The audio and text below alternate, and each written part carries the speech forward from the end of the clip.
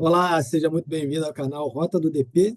Aqui a gente compartilha informações e dicas preciosas para o seu crescimento, para o seu desenvolvimento nas áreas de DP e nas áreas de recursos humanos.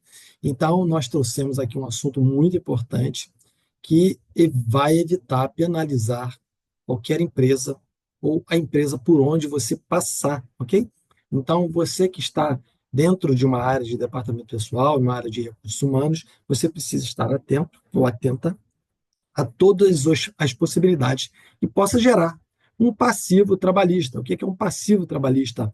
É algo que pode prejudicar, que pode trazer uma perda financeira ou de imagem, ou seja lá qualquer que seja a perda em decorrência de uma falta de cumprimento de uma legislação, de um aspecto legal, né, de algo que está dentro do que está previsto em lei e que a empresa deixou de cumprir por desconhecimento, por negligência, enfim, por qualquer que seja o motivo. Então, a empresa pode sofrer um passivo trabalhista que tenha a possibilidade de recorrer e não ser penalizada, mas, na maioria das vezes, o caso acaba sendo prejudicial financeiramente, principalmente para a empresa.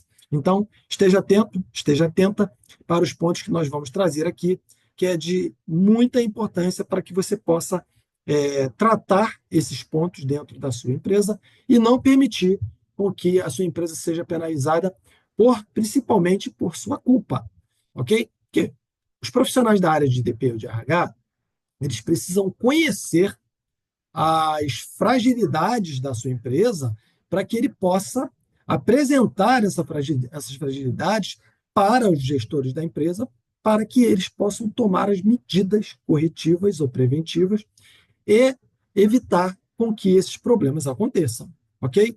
Então, depois que você sinalizou e você mostrou que, porque você conhece do negócio, você mostrou que isso é uma vulnerabilidade da empresa, se a empresa não tomar nenhuma medida, você não tem nenhuma responsabilidade sobre isso, né? Mas é importante que você, como profissional da área, esteja sempre atento e seja sempre aquele que vai trazer a possibilidade de uma mitigação de riscos para a sua empresa. Então, o primeiro ponto que a gente quer compartilhar com você é cálculos incorretos na folha de pagamento. Então, para que os erros de cálculos não ocorram, é necessário que a empresa esteja com um sistema de folha de pagamento atualizado, para que as pessoas que fazem a folha de pagamento saibam quais são as alíquotas a serem aplicadas, as tabelas de INSS, Imposto de Renda estejam atualizadas, para que as verbas para aqueles que trabalham em ambientes com adicionais de periculosidade, insalubridade, estejam devidamente enquadrado em cada profissional para que eles possam receber corretamente, para que isso não seja uma reclamação futura e então gere esse passivo. Então, cálculos incorretos é muito comum por falta de conhecimento de quem processa e por falha de parâmetros dentro do sistema de folha de pagamento. Então, quando a gente sabe exatamente como é esse processo, o que a gente faz? A gente corrige o sistema e o sistema gera o cálculo correto. Quando a gente desconhece o processo, a gente executa o que o sistema faz. Se o sistema fizer certo, legal. Se o sistema fizer errado, legal também, e vai para frente. E aí, lá na frente, o passivo chega. Então, muita atenção para erros de cálculo. Outra coisa, descumprimento de jornada de trabalho. É quando o empregado está ali extrapolando a sua jornada máxima e ele excede, inclusive, a quantidade de horas extras permitidas pela lei. Então, ele precisa cumprir a jornada corretamente, né? Normalmente, as empresas podem exceder 2 horas diárias, né, na sua jornada de trabalho normal, e a gente sabe que muitas vezes acontece da pessoa exceder esse número de horas, então precisa sempre estar atento se tem algo na convenção coletiva que permita, se está sendo respeitado a jornada, a interjornada, ok?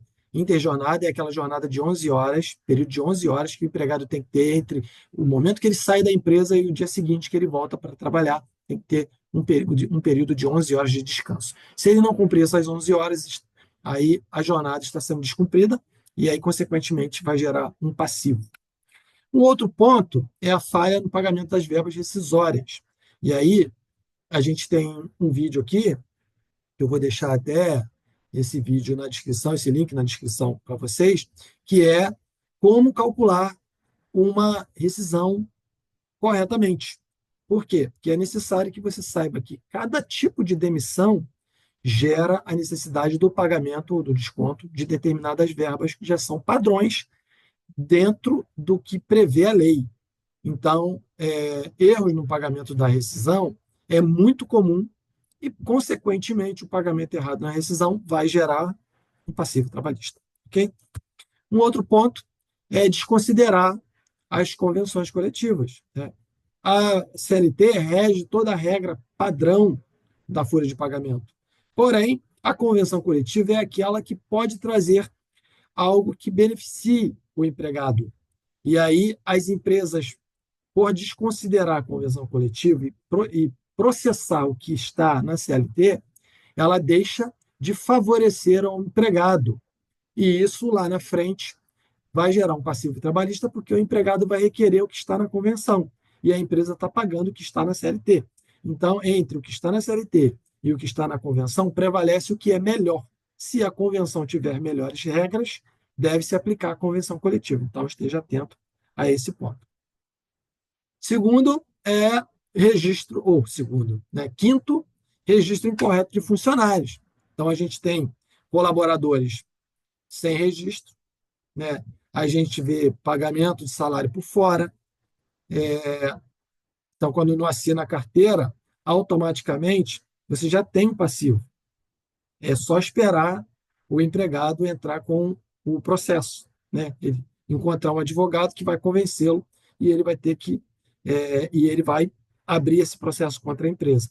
Então, quem trabalha com empregados sem registro já sabe que o risco do passivo é de quase 100%. Né? Ah, mas eu conheço o empregado. Gente, faça o que está previsto na lei.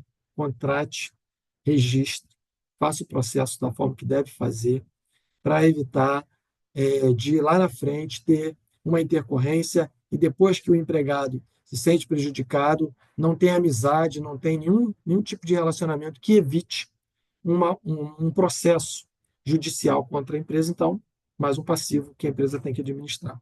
Que mais? Assédio moral sexual no ambiente de trabalho. Hoje, isso vem sendo um processo onde as empresas têm atentado um pouco mais. Né? Isso já foi muito desgovernado, muito sem regra, muito sem. Né? E aí, algumas pessoas falam: agora a empresa está cheia de mimimi, agora ninguém pode fazer nada, que tudo é assédio. Você deve seguir o comportamento, né? Nós devemos seguir o comportamento que não agride o nosso próximo, o outro, aquele com quem a gente se relaciona. Então, muitas vezes a gente fala, faz algumas coisas sem dosar a consequência de quem e de como essa pessoa está recebendo. Então, é muito importante que essa relação do assédio esteja muito bem estruturada nas políticas da empresa, para que as pessoas saibam o que é um assédio, quais são as possibilidades de alguém cometer um assédio, para que isso esteja muito claro na mente das pessoas, para que elas não desrespeitem a política da empresa, de conduta, de ética, e para que elas não acarretem um passivo trabalhista para a empresa por causa disso. Outra coisa, falta de controle sobre segurança do trabalho, né? Os EPIs, tem algumas NRs que são importantes e obrigatórias para que as empresas estejam amparadas legalmente e para que elas garantam que os empregados estejam devidamente enquadrados dentro do que prevê a segurança, a saúde do empregado dentro da empresa. Então, tem toda uma questão da ergonomia, se trata dos aspectos onde, por exemplo, você pode ter um ambiente de trabalho que tem uma cadeira inadequada, uma mesa inadequada, a altura da sua tela inadequada. Tudo isso pode ocasionar problemas na postura, coluna, alergia, que lesão por esforço repetitivo. Então, você tem algumas questões que devem ser avaliadas. A outra é a NR7, que é o Programa de Controle Médico de Saúde Ocupacional, né, que pode resultar doenças ocupacionais. Então, é importante ter os EPIs. Então, se trabalha em um lugar que tem muito barulho, tem que ter protetor auricular. Você trabalha em um ambiente que tem muita poeira, tem que ter máscara.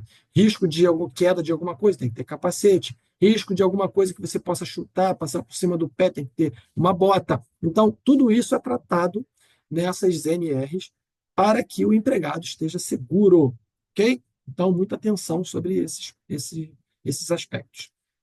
O outro problema no controle de banco de horas, né? As empresas cometem erros nas compensações das horas. Normalmente, esse prazo de banco de horas não deve exceder a 1 ano, e normalmente algumas empresas ultrapassam esse período. Então, quando ela ultrapassa e o empregado não gozou ou não compensou as horas que ele tem em banco, a empresa deveria quitar isso em folha de pagamento, né, através de pagamento das horas extras, e a empresa muitas vezes peca nisso, e aí deixa, quando isso chega lá na frente, se torna um passivo por causa desse controle, tanto de compensação quanto de cumprimento da norma que prevê para o banco de horas. Okay? Mudanças contratuais sem o acordo. Okay? Existem alterações, por exemplo, unilateral de funções.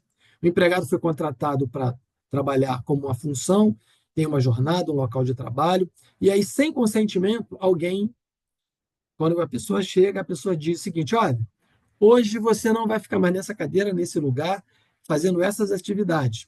Hoje você vai lá para não sei aonde. Aí você manda, ou a empresa manda o empregado lá para um outro lugar, às vezes muda até de local físico, né, não da empresa em si, do escritório, de uma sala da outra. Não, ele sai da localidade que ele está, vai para um outro bairro, uma outra cidade, e de forma unilateral. Então, para que haja qualquer tipo de mudança desse aspecto, há necessidade de o empregado ser notificado e, de forma, através de um acordo, registrarem as alterações de função, de jornada, de local, e o empregado precisa consentir isso, ok? Que o empregado pode não aceitar. Que se ele não aceitar, porque ele não foi contratado para esse tipo de função para onde estão endereçando ele, a empresa não pode obrigá-lo a ir. A empresa pode demiti-lo. É um direito da empresa. Mas obrigá-lo a ir para outro lugar, não. Ok? Então, é muito importante que esses pontos de mudanças contratuais tenham acordos previamente estabelecidos, assinados, para que não haja nenhum, nenhuma, nenhum problema que gere passivo. E terceirização irregular, né? Contratar trabalhadores terceirizados para atividades fim da empresa, sem respeitar a legislação vigente. Isso aí é algo que, hoje, a maioria das empresas que contratam prestadores de serviço não se preocupam com isso, mas é um dano que ela pode sofrer. Então, atividades fim não podem ter trabalhadores terceirizados, ok? Só atividades que não sejam atividades fim. E aí existe uma lista, existe uma regra, existe uma lei, e dentro disso tudo, a empresa precisa registrar a contratação da forma legal para que ela não desrespeite o que diz a legislação vigente. Então, é muito importante que a empresa esteja atento a isso. Pessoal, olha, são pontos riquíssimos.